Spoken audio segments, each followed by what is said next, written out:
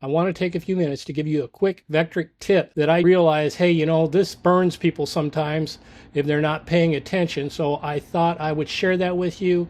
Oh, by the way, if you don't know who I am Rob Sandstrom. I like to help people with their projects and make cool things with digital tools. That's CNCs, lasers, 3D printers, and anything else a computer runs. To help people, I like to do software tutorials as well as design projects and cut projects to share with others. If you're returning and you like what I'm doing with the channel, please remember to subscribe, like, and comment. If you're new to this channel, go ahead and watch through the rest of this video, and if you like what I'm doing, do the same thing, like, comment, and subscribe. With that, let's get going into the tutorial. I've got a drill toolpath here. I've set up for this board. I'm doing a cheese and cracker board this week. And as I was doing that, I need to surface this piece down, and I was looking for a way to hold it down that wasn't using blue tape and CA glue, and I just wanted to make sure it was actually held down really well. So I decided I was going to put screws in it, and that's what you see. These holes right here are for me to put screws into the spoiler board. So as I was looking at the toolpath, I have clamps right here at the end.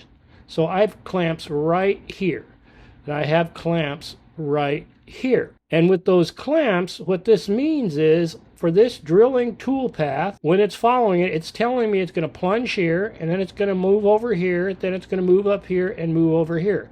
Can you see the danger right here with the bit moving across?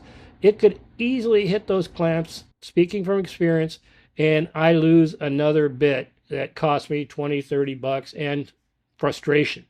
So I always try to check that when I can. I'm not perfect like anybody else, but I always try to check that. So since I noticed that, the way I have to deal with that is make sure that the height, when this bit is traveling, is above the height of the clamp. And I measured the clamp, and the clamps are a 1/2 inch above the surface of the wood. So let me show you how I can go about doing that right now. So we're going to go into the drill toolpath. I'm going to go down here, and you see where it says safe Z path 5.08 millimeters. That's not going to be enough. I'm going to need to raise that safe Z path up to at least a 1/2 inch, which is around 12 millimeters, give or so. So I'm going to go and raise that up. And the way I raise that up is I hit close here. I go to the set material setup, and then you see this rapid Z gaps above material. So this rapid Z gap above material has to be changed so it's at least a 1/2 inch. And so I'm going to change that to a 1/2 inch by going to 0, and I'm going to go to 0.6 inches. And because I'm using millimeters, I'm going to put times M, so it knows that that first one is in inches, equal.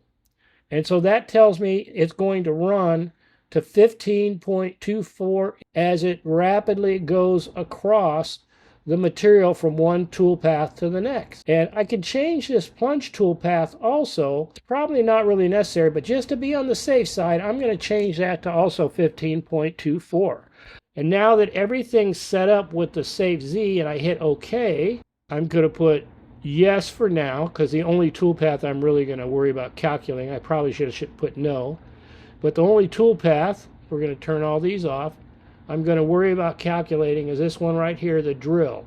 So what you see here now is that the safe Z height is 15.24. So that bit is going to withdraw enough above the material. And if you come from the side, you can see how high it's pulling up. Now you can't measure that from here, but you can see it's measuring up, and you can see where it's peck drilling.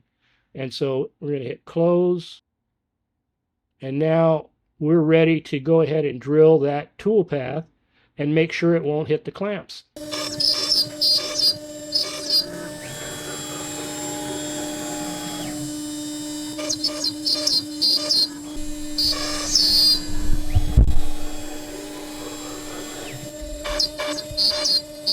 I hope the information in this video was a good reminder if you already knew how to set the safe Z to check the toolpath before it's done, or if you hadn't known how to do that, now you know how to do it. Always check your toolpaths before you start running them, because you never know what kind of surprises you will find. If you like this video and you learned something new, then please do what I always ask: like, comment, subscribe. It really helps the channel. Also, if you're interested in this project that you see right over there behind me, then you may want to subscribe just so you see when I finally release the video on this one.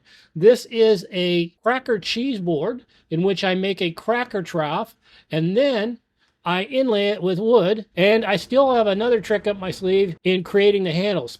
I'm not sure whether that's going to work or not, but it'll be a Spire project. With that, have a great day till we see you again. And if you will, just look over here and you should see some other videos you might be interested in.